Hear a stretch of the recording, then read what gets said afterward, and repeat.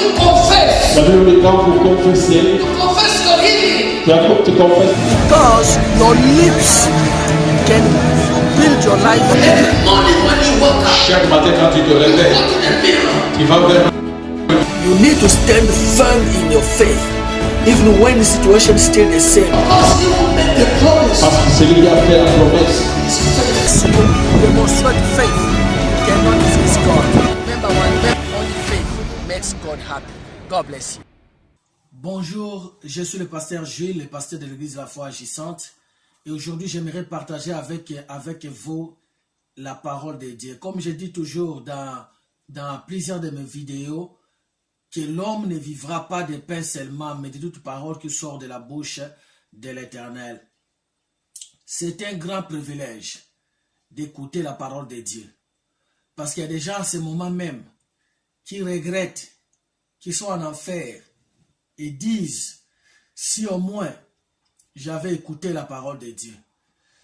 Et il y a aussi ceux qui ont écouté, mais qui n'ont pas fait attention.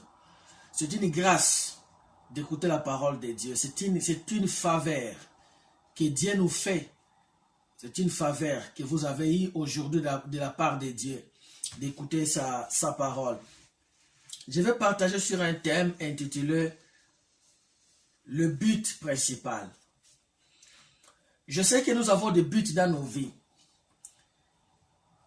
Chacun a un but temporaire, un but qu'il a fixé pour 3 mois, pour 6 mois. Mais en tant qu'enfant de Dieu, il y a un but qui doit être un but principal. Je vais lire la parole de Dieu au livre de Philippiens chapitre 3. Et là, je vais lire le verset 10. Philippiens chapitre 3. Et je vais lire le verset 10. La Bible dit ceci. Philippiens 3, 10. Elle dit, mon but est de le connaître, lui, ainsi que la puissance de sa résurrection et la communion de ses souffrances, en devenant conforme à lui dans sa mort, pour parvenir, si possible, à la résurrection d'entre les morts. Ce passage est un passage très puissant.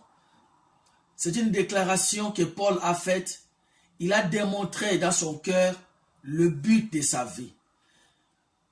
C'est vrai, nous pouvons avoir beaucoup de buts, mais en tant qu'enfant de Dieu, et si vous n'êtes pas enfant de Dieu, il est de votre intérêt de devenir enfant de Dieu. Parce que tout le monde n'est pas né enfant de Dieu, nous sommes tous nés créatures de Dieu. Mais pour devenir enfant de Dieu, il faut donner la vie à Jésus-Christ. La Bible dit que Dieu a tant aimé le monde qu'il a donné son Fils unique afin que quiconque croit en lui ne périsse pas, mais qu'il ait la vie éternelle. Mais ça, c'est Jean 3,16. Mais si vous lisez encore Jean chapitre 1er, la Bible dit à tous ceux qui l'ont reçu, à tous ceux qui ont cru à son nom, il leur a donné le pouvoir de devenir enfants de Dieu. Il est vraiment notre intérêt parce que si vous n'êtes pas enfant de Dieu, si vous ne donnez pas votre vie à Jésus, vous n'irez pas au paradis. Alors, Paul dit, mon but est de connaître, mon but est de le connaître, lui, ainsi que la puissance de sa résurrection. On peut vivre avec des buts. Mon but, c'est de construire une maison de 4 niveaux, 10 niveaux. C'est bien. C'est pas mauvais. Quand Dieu vous donne le moyen. Mais le vrai but d'un enfant de Dieu, c'est de connaître Dieu. Parce que la Bible dit, c'est le peuple qui connaît son Dieu.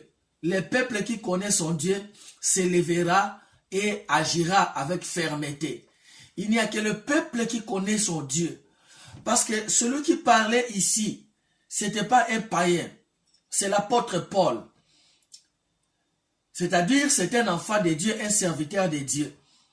Mais il dit, mon but c'est de le connaître. Parce que ce n'est pas suffisant de dire je connais Dieu, ce n'est pas suffisant de donner la vie à Jésus. Mais il faut connaître ce Dieu. Il faut connaître ce Dieu. La connaissance fait la différence. La différence entre deux chrétiens dans une église, la différence entre deux chrétiens dans le corps du Christ ne dépend pas de la grandeur de leur Bible ou du nombre de temps qu'ils passent dans la présence de Dieu. Du reste, tu peux passer le temps dans la présence de Dieu avec ignorance sans rien gagner. Donc tu as besoin de connaître Dieu. Je sais que la différence entre deux chrétiens, c'est le niveau de leur connaissance. Ce n'est pas seulement dans la vie chrétienne, c'est aussi dans la vie normale, dans la vie quotidienne. Par exemple, à l'école. Ce qui fait qu'un élève puisse obtenir 70% et un autre obtenir 30%, la différence n'est pas la grandeur de leur cahier ou la dimension ou la quantité de l'encre dans leur stylo, mais par contre, c'est la dimension ou le niveau de leur connaissance. La connaissance de Dieu fait la différence entre deux chrétiens. C'est pourquoi Paul, étant un apôtre, connaissant Jésus depuis un bon moment, il continue à courir vers un but. Il dit, mon but c'est de les connaître. C'est de les connaître. Parce que les choses de Dieu, il y a beaucoup de choses dans la Bible, dans la vie chrétienne, qui marchent de pair, c'est-à-dire qui marchent des deux côtés. Le problème, ce n'est pas seulement que Dieu me connaît, parce que souvent nous chantons ça. Nous disons Dieu me connaît, Dieu me connaît. Oui, le problème, ce n'est pas seulement que Dieu puisse te connaître, mais toi aussi, tu dois connaître Dieu. Tu dois connaître Dieu. Parce que c'est seulement le peuple qui connaît son Dieu. Il dit, mon but c'est de le connaître. La connaissance ici, c'est la connaissance de l'intimité. La connaissance de l'intimité, un peu comme une femme et un homme. Parce que tu peux connaître quelqu'un sans vraiment lui connaître. Mais ici, Paul dit, mon but c'est de le connaître. C'est de connaître Christ. C'est de connaître Christ, c'est de comprendre la manière d'opération de Christ. C'est de connaître Dieu. Parce que le monde spirituel a des lois comme le monde physique, comme le monde visible. C'est-à-dire, il y a des choses que tu ne peux pas obtenir du monde spirituel si tu ne connais pas les règles, si tu ne connais pas les lois, si tu ne connais pas comment Dieu fonctionne. C'est pourquoi il faut rentrer dans la parole de Dieu. Étudier la parole de Dieu. La Bible, c'est l'exposition de qui Dieu est. Jésus-Christ étant la parole vivante, la parole de Dieu étant la parole, la Bible étant la parole écrite, c'est la parole écrite qui nous révèle la parole vivante qui est Christ. Donc nous devons connaître Christ, soit concentré et soit aussi consacré à chercher, à étudier la parole de Dieu qui nous révèle l'identité et la nature de notre Dieu. Sinon, il y a des gens qui crient, mais qui n'ont pas la connaissance de Dieu. Le problème, ce n'est pas seulement que Dieu te connaît. Le problème, c'est aussi connaître Dieu là. Connaître ces dieux là. C'est aussi connaître ces dieux là. Alors, il dit mon but, c'est de le connaître lui, ainsi que la puissance de sa résurrection. Vous savez, si vous comprenez, si vous connaissez qui est Dieu, vous n'aurez pas peur. Si vous connaissez qui est Dieu, si vous comprenez qui est Dieu. Parce que beaucoup de gens qui disent je connais Dieu, la majorité ne connaissent même pas Dieu. Et quand les choses commencent à bouger, quand les choses commencent à basculer, c'est là qu'on comprend qui véritablement connaît Dieu. C'est quand les choses bougent. Il y a quelqu'un dans la Bible qui s'appelait Jean-Baptiste. Jean-Baptiste était celui qui était comme un modérateur, venu pour préparer le chemin du Seigneur. Dieu lui a parlé. Il a dit, celui-ci est mon fils bien-aimé à qui j'ai mis toute mon affection. Mais quand Jean-Baptiste a été arrêté, lui qui présentait Jésus aux gens en disant, voici l'agneau de Dieu, qui ôte les péchés de l'humanité. Mais quand on lui a mis en prison, la Bible dit, il a envoyé les gens pour demander à Jésus si c'était lui qui devait venir ou s'il devait attendre un autre. Qu'est-ce que Jésus a fait? Jésus a a ramassé quelques malades qui étaient là, il les a guéris, il a ouvert les yeux des aveugles, il a fait des miracles. Il dit à Jean-Baptiste, va dire à Jean que les aveugles voient, le paralytique marche, la bonne nouvelle est prêchée, les morts ressuscitent.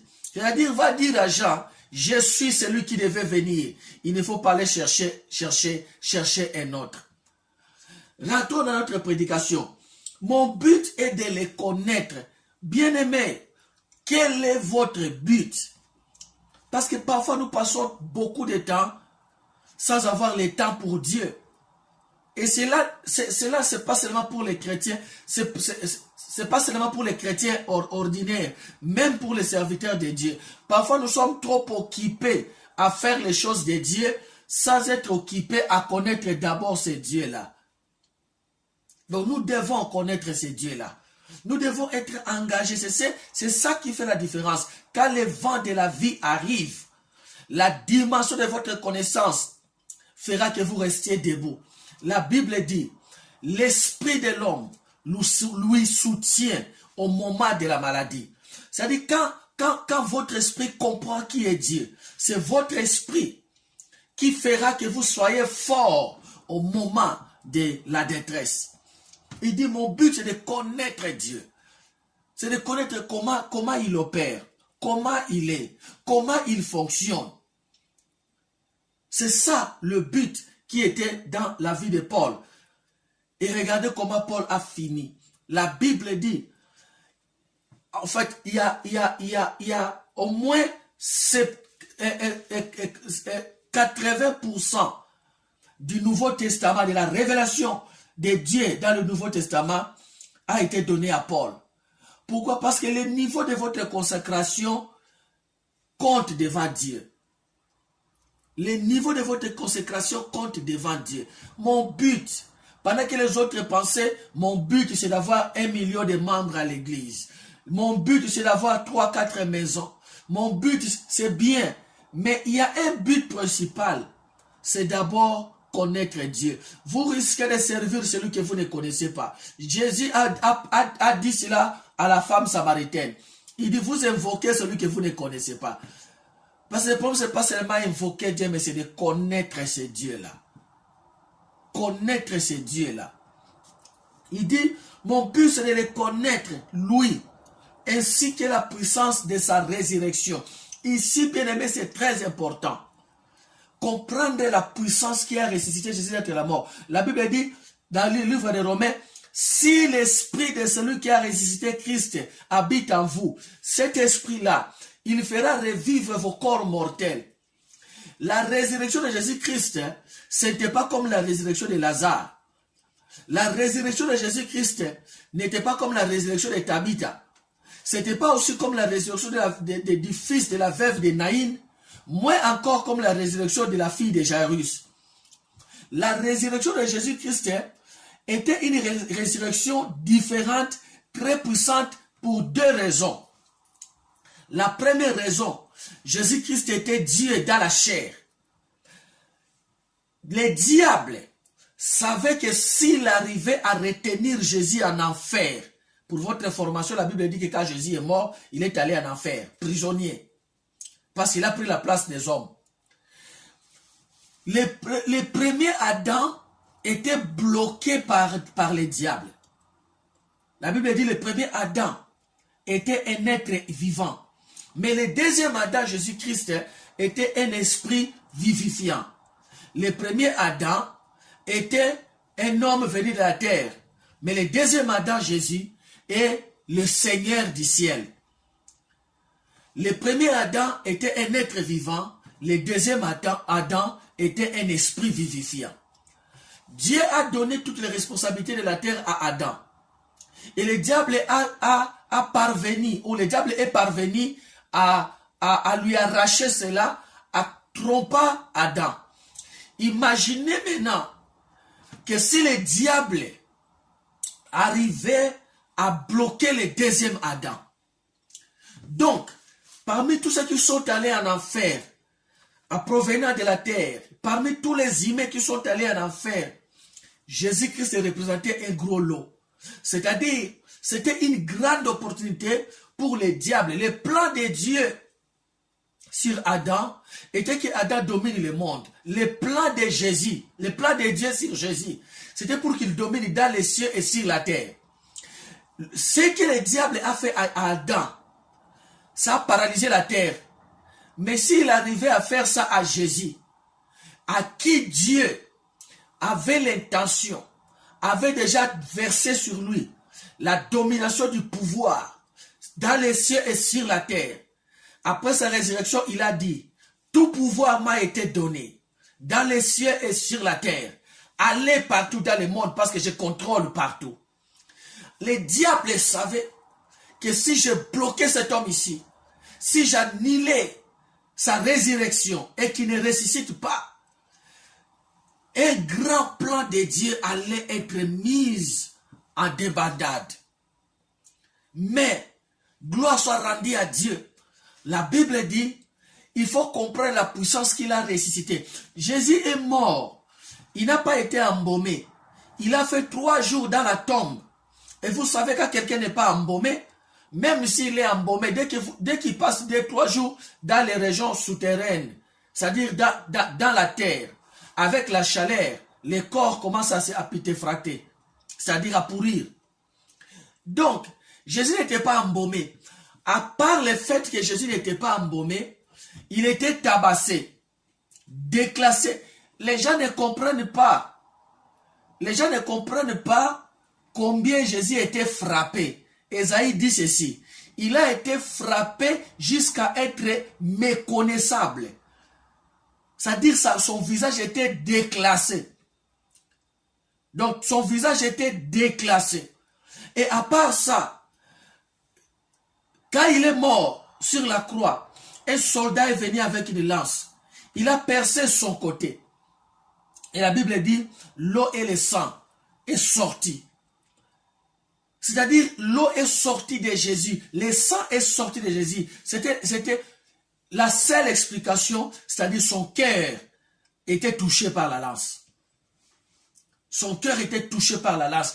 Et c'est-à-dire un homme qui n'a pas mangé pendant 24 heures, frappé pendant 24 heures, malmené, blessé, troué au côté, et puis percé aux mains et aux pieds, emballé par un étoffe, et on lui a mis dans la tombe pendant 3 jours. Le 3e jour, il sort avec une peau sans problème, avec le sang qui coulait dans ses veines, avec un cœur qui fonctionnait. Bien aimé, c'est ça la puissance de la résurrection. Paul dit, je dois comprendre la puissance qui a ressuscité Christ. Parce que si vous comprenez cela, vous n'aurez plus peur de n'importe quelle situation ou de n'importe quelle maladie. Parce que cette même puissance, vous allez dire, mais cette puissance, c'était pour Jésus. Non, Ephésiens chapitre 1er. Ephésiens chapitre 1er, et je vais lire le verset 18 jusqu'au verset 20. Il dit qu'il élimine les yeux de votre cœur afin que vous sachiez. Il veut que nous puissions comprendre, nous puissions connaître. Comme je disais, c'est la connaissance qui fait la différence. La connaissance fait la différence. J'aime le proverbe qui dit, celui qui connaît son travail passera avant les rois. C'est-à-dire, un maçon qui connaît son travail, avant que le roi entre dans sa chambre pour la première fois, c'est le maçon qui va d'abord entrer pour créer la chambre. Le peintre entrera pour peindre la chambre. Celui qui connaît son travail passera avant les rois. Donc, il faut connaître. Il dit qu'il illumine les yeux de vos cœurs afin que vous sachiez quelle est l'espérance qui s'attache à son appel, quelle est la glorieuse richesse de son héritage au milieu des saints, et quelle est la grandeur surabondante de sa puissance envers nous qui croyons, selon l'action souveraine de sa force. De cette puissance. Il dit, cette puissance, si vous voulez la connaître, verset 20, c'est la puissance qu'il avait mise en action dans le Christ, en les ressuscitant d'entre les morts et en les faisant asseoir à sa droite dans les lieux célestes. C'est cette puissance-là de la résurrection. Paul dit, mon but, c'est de connaître, c'est de les connaître, c'est de connaître Jésus. Ne pas les connaître comme je connais mon professeur. Parce que ça, c'est une connaissance superficielle. Mais la connaissance qu'on parle ici, la connaissance de l'intimité. La connaissance qui, vous savez, vous pouvez marcher ensemble, 3 personnes. Et les 2 font des choses intimes. Ils font des choses cachées, intimes. Et si on arrêtait l'un, l'autre là où il tremble déjà parce qu'il sait que celui-là, il connaît beaucoup de moi. Il connaît trop de moi. Il y a des gens que Dieu connaît parce que Dieu connaît tout le monde. Mais eux ne connaissent pas Dieu. Mais ils prient. Mais ils vont dans les églises. Bien-aimés, donne le temps à comprendre Dieu. Donne le temps à connaître Dieu. Et donne le temps à connaître la puissance qui a ressuscité Christ d'entre les morts. À comprendre comment Dieu opère. Un jour, on vient dire à Jésus, les gens vont au temple parce qu'il y avait une fête. Toi, tu n'y vas pas. Ses frères ont dit, va, montre-toi. Mais Jésus dit, ce n'est pas encore mon temps d'aller. Ce n'est pas encore l'heure pour moi. Mais la Bible dit, après, Jésus est allé à cette fête. Pourquoi il n'était pas parti directement? Pourquoi il a attendu? Parce qu'il comprenait. Il comprenait les lois spirituelles. Il comprenait ces choses. Il était Dieu. Comprends qui est Dieu. Le seul moyen pour connaître Dieu, je l'ai dit, étudie la parole de Dieu. Étudie la parole. Pourquoi le diable n'a pas pu vaincre Jésus après son baptême? Chaque fois que le diable lançait une parole, Jésus-Christ répondait avec une parole. La connaissance de Dieu fera votre force. Paul dit, je connais le Dieu en qui j'écris. Je connais le Dieu je connais le Dieu en qui j'écris. Il connaissait. Et quand vous connaissez Dieu, quand vous avez la dimension élevée de la connaissance de Dieu, bien aimé, ça fera la différence. Un jour, les 7 fils de Séva sont allés chasser un démon en disant, nous te commandons de quitter cet homme au nom de Jésus-Christ que Paul prêchait. Ou au nom de Jésus-Christ que Paul prêche. Les démons ont dit, nous connaissons qui est Jésus, nous connaissons Jésus, et nous connaissons qui est Paul. Ce n'est pas en portant la veste ou la Bible que le diable va te connaître. Le diable te connaît par la dimension de ta connaissance de Dieu, parce que c'est cette dimension de la connaissance de Dieu qui déterminera la dimension du dégât que tu vas causer dans le royaume des ténèbres. Mets les pieds sur terre. Investis le temps en étudiant la parole de Dieu. Il y a des choses qui se passent dans nos vies. Il est écrit que nous serons guéris. Il est écrit que nous serons bénis. Mais les gens ne le voient pas. Pourquoi? Parce que ce n'est pas parce qu'il est écrit. Ce n'est pas parce qu'il est écrit. Il faut rentrer dans la Bible et comprendre la manière, le modus operandi de Dieu. La manière que Dieu opère. Il faut comprendre la manière que Dieu opère. Et si tu comprends la manière de Dieu d'opérer, vous pouvez vous relaxer comme Jésus dans la barque avec la tempête. Mais tout ce que j'ai dit ne peut pas vous profiter si vous n'avez pas encore donné votre vie à Jésus. C'est pourquoi l'occasion vous est donnée. Que servirait à un homme de gagner le monde entier s'il perdait son âme? Le seul moyen d'éviter l'enfer, tout le monde est né avec une seule destination, enfer, jusqu'à ce qu'il donne sa vie à Jésus, pour que la cour soit changée, pour que le parcours, la direction soit changée, Et le seul moyen, c'est de donner la vie à Jésus.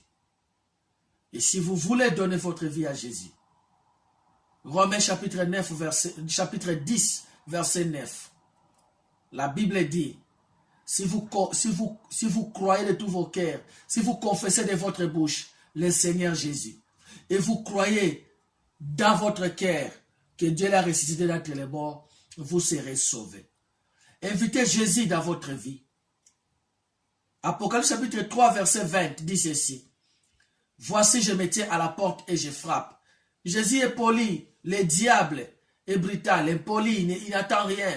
Dès que vous ouvrez la porte, il entre sans votre autorisation, mais Jésus veut que vous lui invitez. Si vous voulez recevoir Jésus, faites cette prière après moi. Seigneur Jésus, je me répands de mes péchés. Je crois que tu es le Fils de Dieu, que tu étais mort et que tu étais ressuscité. Pardonne mes péchés, lave-moi par ton sang. Viens dans ma vie et sois mon Seigneur et mon Sauveur. Si vous avez fait cette prière, trouvez une église fondée dans la parole de Dieu. Suivez les instructions et grandissez dans la connaissance de Dieu.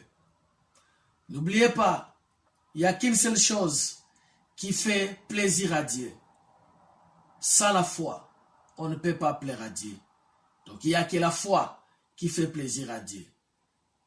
God bless you. Que Dieu vous bénisse. When you confess, Vous savez, quand vous confessez, confess your healing. tu confesses. Because your lips can build your life. Every morning when you wake up, Chaque matin, quand tu te réveilles, look in the mirror. tu vas vers You need to stand firm in your faith, even when the situation is still the same. Because you will make the promise. parce que celui qui a fait la promesse. It's faith. So you demonstrate faith. You cannot resist God. Remember, only faith makes God happy. God bless you.